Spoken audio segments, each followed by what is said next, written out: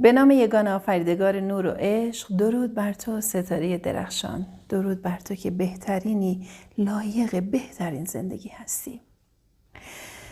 ویدئویی که قراره ببینید، با دیدن این ویدئو کارهایی که بهتون میگم و انجام بدید 100% زندگی شما عوض میشه. چنان دگرگونی در عرض بالای، به جرئت میتونم بگم 1 ماه توی زندگی شما ایجاد میشه که خودتون برای من می نویسید که رویا به معنای واقعی تغییر رو دارم توی زندگی خودم حس می کنم. این ویدئو رو تا انتها ببینید و از کارهایی که توی زندگی خودم انجام دادم براتون میگم و حتما ازش استفاده کنید تا تغییر رو توی زندگی خودتون ببینید. تا انتهای ویدئو با من باشید.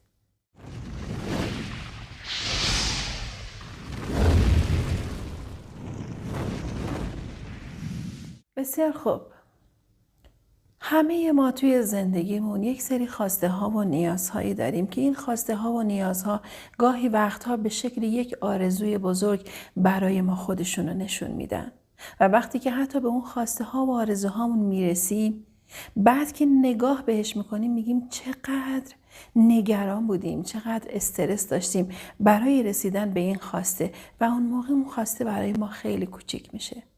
اگر بخوام به معنای واقعی به این موضوع نگاه کنم و در رابطه با این موضوع صحبت کنم، باید یک ویدئوی مجزا در رابطه با همین موضوع که چرا انقدر آرزوهامون رو برای خودمون بزرگ میکنیم آماده کنم که قول این ویدئو رو بهتون میدم و در آینده براتون آماده میکنم. اما اگر واقعا میخوایم دگرگونی رو توی زندگیمون ببینیم، اگر واقعا دلمون میخواد به خواسته هامون برسیم، اولین چیزی که خیلی خیلی مهمه برمیگرده به باور ما، برمیگرده به افکار ما، برمیگرده به ذهنیت ما. این خیلی مهم بود که بخوام بهتون بگم. یکی از کامنت هایی که یکی از دوستان عزیز برای من نوشته بودن که خب حرف‌های تکراری، صحبت‌هایی که مربوط به قانون جذب و هیچ کدوم جواب نمیده و حرف‌هایی که مشابه هم مدام داره زده میشه. لازم به ذکر میدونم که بگم اینجا توی این ویدئو اگر صحبتی میشه و حرفی زده میشه، نه تنها این ویدئوهای دیگه‌ای که با شما به اشتراک میذارم، سعی میکنم اگر صحبتی میکنم چیزی باشه که خودم بهش رسیده باشم و ازش نتیجه گرفته باشم و تا نتیجه نگرفته باشم در رابطه با اون موضوع من صحبت نمی کنم. پس اگر حرفی رو هم میزنم، علاوه بر این که دارم یاد میگیرم، از تجربیات خودم با شما حرف میزنم، اون تجربیات رو با شما به اشتراک میذارم. پس به تک تک چیزهایی که میگم به خودتون قول بدید. اگر واقعا آرزوهاتون، خواسته هاتون براتون مهم هستن، براتون ارزشمند هستن، حتما انجامشون بدید. من به شما قول میدم که 100% نتیجه بگیرید و اگر همه رو انجام دادید و نتیجه نگرفتید، دیگه هیچ کدوم از ویدئوهای منو نبینید. اما این قول رو به خودتون بدید. متعهد به خواسته ها و آرزوهای خودتون باشید و با باور قلبی هر کاری که بهتون میگم رو انجام بدید. اولین کاری که باید انجام بدید، یک قلم و کاغذ بذارید جلوتون. هر خواسته و آرزویی که دارید اونا رو بنویسید. روی کاغذ بنویسیدشون. و بعد اینو باید مد نظرتون داشته باشید که اون خواسته و اون آرزو باید جوری باشه که انگار برات اتفاق افتاده. باید با بند وجودت حسش کنی، باورش کنی، لمسش کنی. من توی ویدئوی قبلم در رابطه با همین موضوع گفتم، در رابطه با تصویرسازی ذهنی، که من اون ویدئو رو تگ میکنم. این خیلی مهمه که یاد بگیریم چجور تصویرسازی ذهنیمون رو داشته باشیم. اما تاکید میکنم که هر چیزی رو که مینویسید حسش کنید. مثلا به عنوان مثال، من دلم میخواد یک موبایل با این مشخصات داشته باشم و حالا اون موبایل یا سامسونگ باشه یا آیفون باشه و هر چیز دیگه. میام تمام اینا رو می نویسم، اما جوری می نویسم که دارمش. خدای من شکرت میکنم به خاطر این گوشی موبایلی که خریدم و دارم از استفاده از اون لذت میبرم و خیلی از کارهامو دارم با استفاده از این گوشی موبایل پیش میبرم.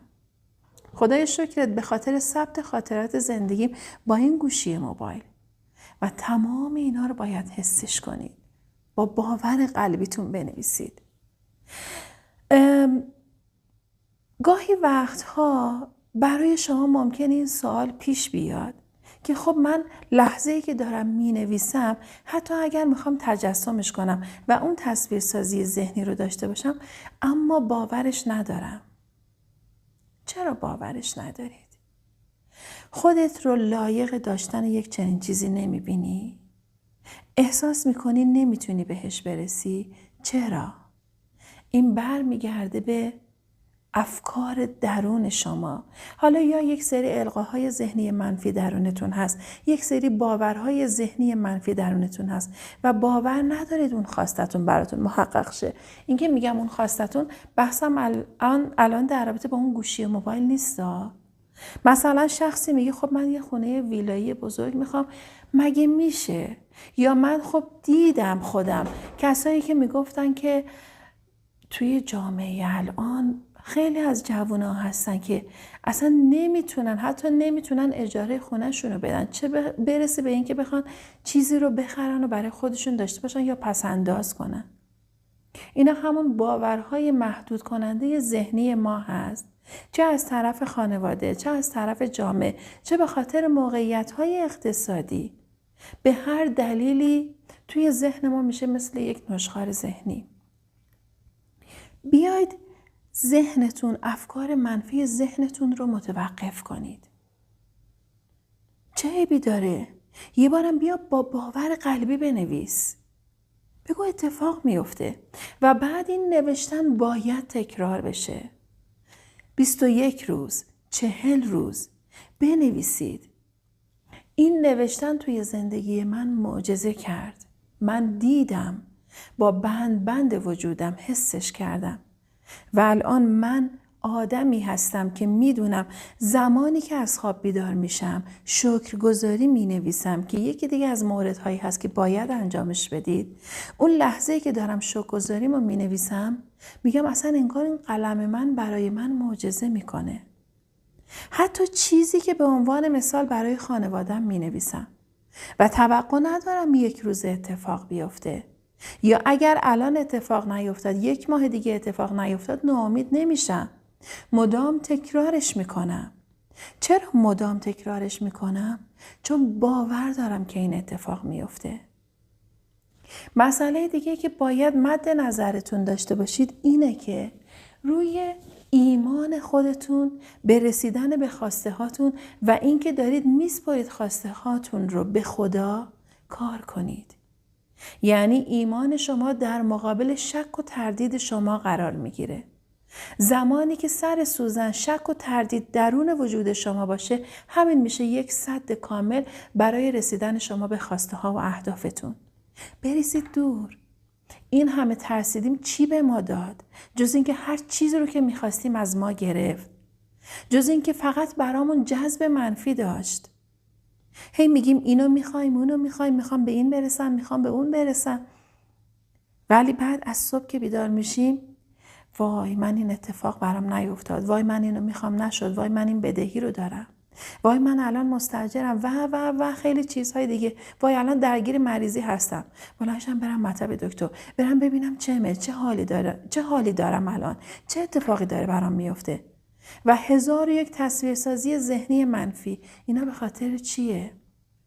اینا همون سم ترس هاییه که درون وجود ما هست و مونده. پاکسازی کنیم خودمونو. اگر میخوایم برسیم به خواسته هامون باید پاکسازی انجام بدیم. باید بریزیم دور.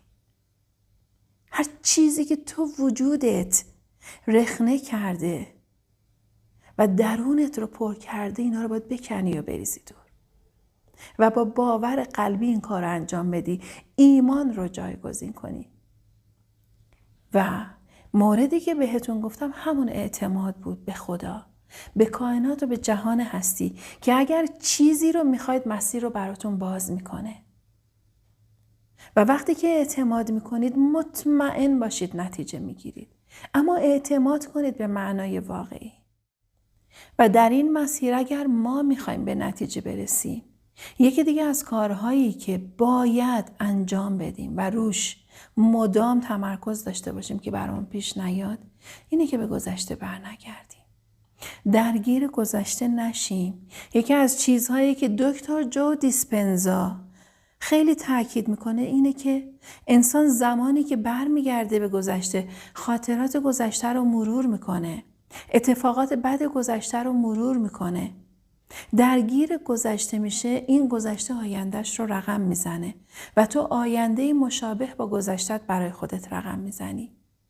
این نگرانی هایی که مربوط به گذشتت میشه ممکنه مربوط به روابطت باشه، مربوط به موقعیت مالیت باشه، مربوط به سلامتیت باشه، مربوط به هر چیزی میتونه باشه. به گذشته بر نگردی. همه ما عادت کردیم شب قبل از اینکه بخوابیم برگردیم اتفاقات گذشته رو یه وقتایی مرور کنیم. هی بهشون فکر میکنیم. میشه نشخوار ذهنی ما. اما الان دیگه باید اینو بذاریمش کنار. و در مقابلش باید چه کار کنیم؟ مورد بعدی. ما میایم یک فیلم ذهنی میسازیم که باز این هم یکی از روش‌های دکتر جو دیسپنزا هست. چه کار باید انجام بدید؟ من الان بهتون میگم. حتما مد نظرتون داشته باشید. اگر نیاز دارید قلم و کاغذ بیارید بنویسید که بخوام بهتون یک پلتفرم هم معرفی کنم، بیارید بنویسید. ویدیو رو پست کنید و بنویسید. برنامه پینترست. وارد برنامه پینترست میشید. مثلا سرچ کنید یک خانه ویلایی، خب بعد اون جوری که دلتون میخواد باشه. خب ببینید پینترست بهتون چه تصویرهایی رو میده. انتخاب کن، ببین چی رو دوست داری، کدوم خونه رو دوست داری داشته باشی. خانه رویایی، نمیدونم یک خانه ویلایی، یک آپارتمان مدرن، حالا هر چیزی دیگه، اونو سرچش کنید. ماشینی مد نظرتونه، سرچش کنید. اگر مد نظرتون داشتن سلامتیه، حتما توی از طریق برنامه اینشات یا کپکات اگر ادیتی انجام میدید، از طریق این برنامه ها کسی این ممکنه که از عزیزان بگه اصلا من تا حالا با اینا کار نکردم، خیلی راحت کار کردم با این برنامه ها. حتی توی همه یوتیوب آموزش اینشات، آموزش کپکات، همه اینا آموزشاش گذاشته شده. دوستان عزیزی که توی یوتیوب فعالیت دارن، آموزشاشون رو میتونید استفاده کنید، خیلی قشنگ آموزش میدن. یا حتی توی همون اینستا هیچ فرقی نداره. اما یوتیوب پلتفرم قوی‌تر و قدرتمندتریه. آموزش کار کردن رو ببینید. میاید آماده میکنید.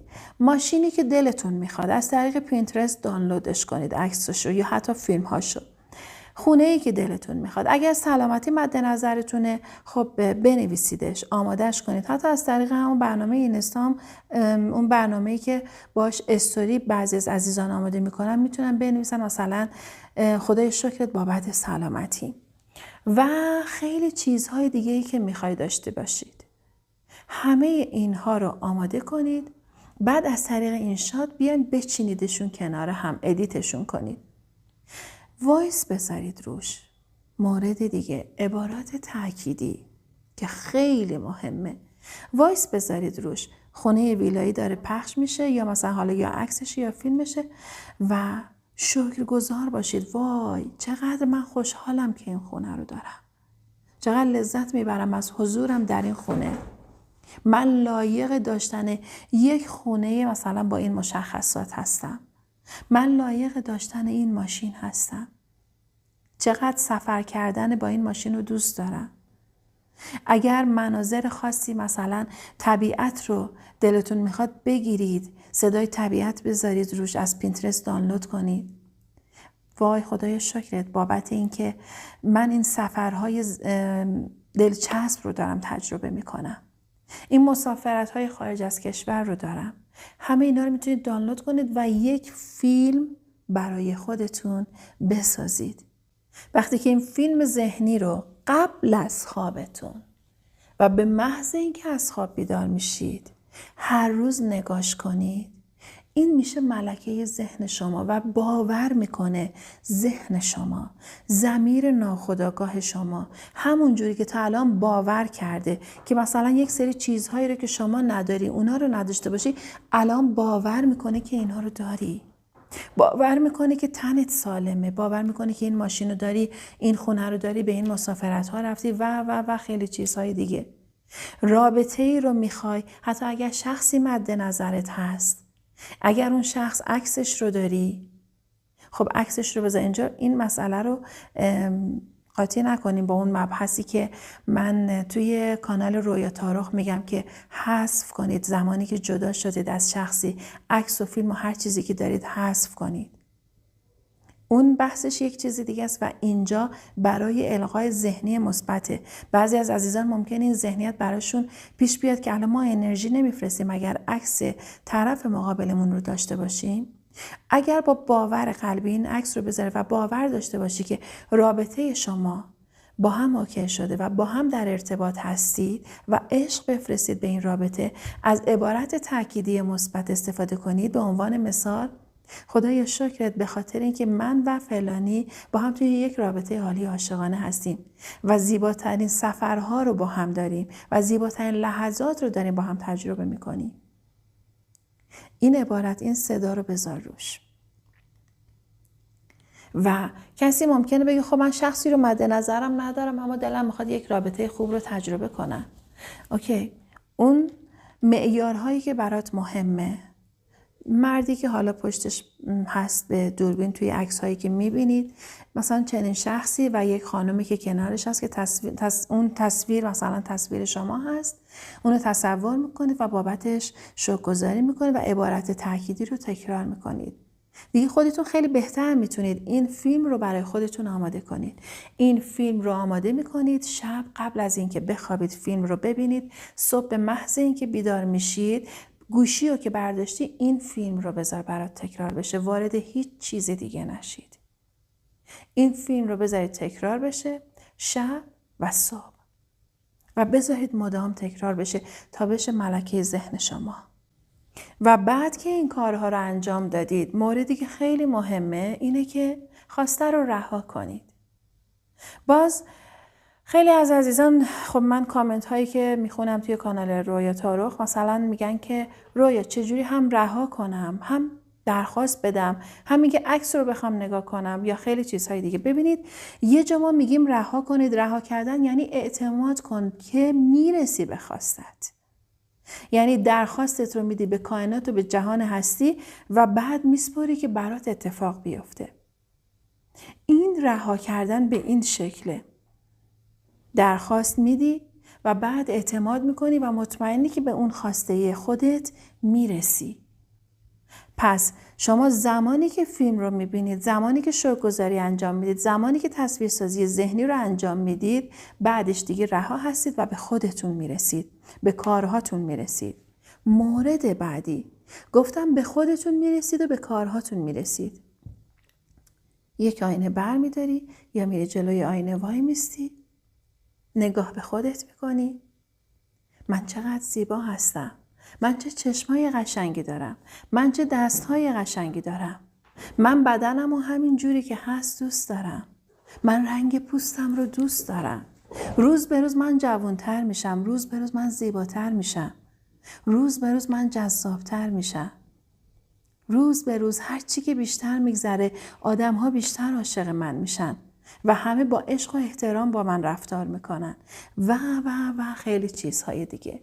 اینو مدام تکرارش کنید. شاید بعضیاتون پیش خودتون بگید که خب مثلا من وقتی که بگم من خیلی زیبا هستم، من چهره خودم رو دوست ندارم، دارم به خودم دروغ میگم.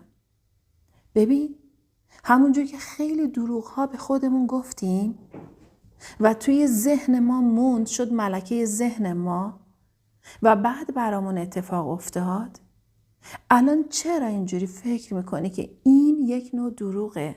اول که همیشه گفتم هر جوری که هستید زیبایید، خودتون رو همون جوری دوست داشته باشید. بعد هم وقتی که مدام اینو تکرار کنید شما دارای جذابیت درونی میشید. با هر چهره‌ای، با هر قدی، هر رنگ پوستی، هر جوری که باشی انسانها رو به سمت خودت جذب میکنی.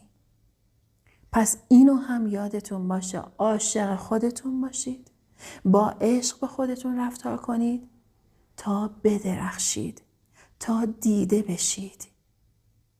این خیلی مهمه و انسانی که عاشق خودش باشه با اعتماد به نفس تو جمع ظاهر میشه و انسانی که عاشق خودشه مورد بعد دیگه تعقیب کننده نیست، دیگه پیگیری چیزی خودش نمیشه. چرا؟ چون مطمئنه که لایق داشتن هر چیزی هست و خود به خود همه چیز رو به خودش جذب میکنه. بعد از اینکه شما تمام این تمرینات رو انجام دادید به این مرحله 100% میرسید. اما تأکید میکنم تمرین تکرار، تمرین تکرار، عبارت تأکیدی، شوک‌گذاری، عشق به خود ورزیدن، همه اینا خیلی مهمه. و در کنار همه اینا مورد دیگه ای که خیلی خیلی مهمه اینه که انتخاب کنید با چه افرادی معاشرت میکنید. این معاشرتتون با افراد خیلی مهمه. من وقتی که با افرادی معاشرت داشته باشم که ناامیدن، که از نظر خیلی از موقعیت‌های برخوردی، رفتاری، اعتماد به نفس، عزت نفس و یا حتی موقعیت‌های شغلی در سطح پایینی هستن، خب منو هم میکشم پایین، چون باور ذهنشون اینه که ثروت وجود نداره، مال آدمای پول داره روز به روز پولدارتر میشه. کسی که رابطش خراب شده و مدام نسبت به آدمها بدبینه و به همه بی‌اعتماده، این آدمی که بی‌اعتماد هست به همه، من نمیگم کسی که رابطش خراب شده باید حذفش کنید، نه، ما خیلی ها رو داریم رابطه‌شون رو از دست دادن اما انقدر عزت نفس و اعتماد به نفس دارن، خیلی قشنگ دارن زندگی میکنن و دارن زندگی خودشون رو میسازن. اتفاقا این آدما درس‌های خیلی خوبی به شما میدن، چون این آدما یاد گرفتن که با تنهایی خودشون چه خیلی عالی و قشنگ زندگی کنن و از این تنهایی رشد کنن، توی این تنهایی بزرگ شدن و قدرتمند شدن. انتخابتون آدم‌های موفق باشن. خب برای بعضی از شما عزیزان ممکنه این سوال پیش بیاد که رویا، من آدم‌هایی که دور و برم هستن، حالا چه توی خانواده و چه توی دوستام، افرادی هستن که سمی‌ان، با اینا چه کار کنم؟ دوستایی ندارم که حالا توی موقعیت باشن. خب چه کار میکنی؟ میای فاصله میگیری، با احترام فاصله میگیری، میری تو خلوت تنهایی خودت، یه مدت وقت برای خودت بذار، دور شو از هر کسی که بهت انرژی منفی میده، افکارش منفیه، اون آدم سمیه، همه اینا رو یه مدت رها کن و بچسب به خودت، وقت برای خودت بذار، سفر به درون خودت داشته باش. اینکه میگی مراقبه و مدیتیشن خیلی مهمه، مراقبه و مدیتیشن باعث میشه که ذره ذره تو پاکسازی بشی و ارتباطت با خود برترت، با کائنات و جهان هستی قوی و قدرتمند شه و مسیرها به تو نشون داده بشه. یه ویدئویی که آماده کردم و گذاشتم، حتما این ویدئو رو ببینید، نشانه های کیهانی، که شما زمانی که از این نشانه های کیهانی استفاده کنید مسیر زندگی خودتون رو پیدا می کنید. پس با تنهایی خودتون کنار بیاید و با عشق با خودتون باشید، توی خلوت خودتون باشید. چرا؟ چون هیچ کس ارزشمندتر از خودتون نیست. من این کارو کردم. شاید باورتون نشه، من تا همین الان، من 3 سال بعد از اتفاقات سختی که برای زندگیم افتاد، خیلی خیلی سخت، که شب تاریک روحم بود و روزهای سختی که گذروندم، فقط نشستم، خوندم، تحقیق کردم، یاد گرفتم، روی خودم کار کردم و سعی کردم تنها باشم. توی ماه شاید 1 بار، 2 بار، 3 بار اگر میخواستم جایی برم به احترام خانواده توی جمع خانواده بودم، اما حتی در رابطه با اتفاقات بعد زندگیم سعی میکردم صحبت نکنم که برام تکرار نشه، که آزارم نده، که برمیگرده به همون مبحثی که گفتم به گذشته بر نگردید و حتی اجازه ندید دیگران در رابطه با هر چیزی که توی زندگی شما رو آزار داده بخوان صحبت کنن. این موارد فوق‌العاده مهمن. همه اینا رو مد نظر داشته باشید.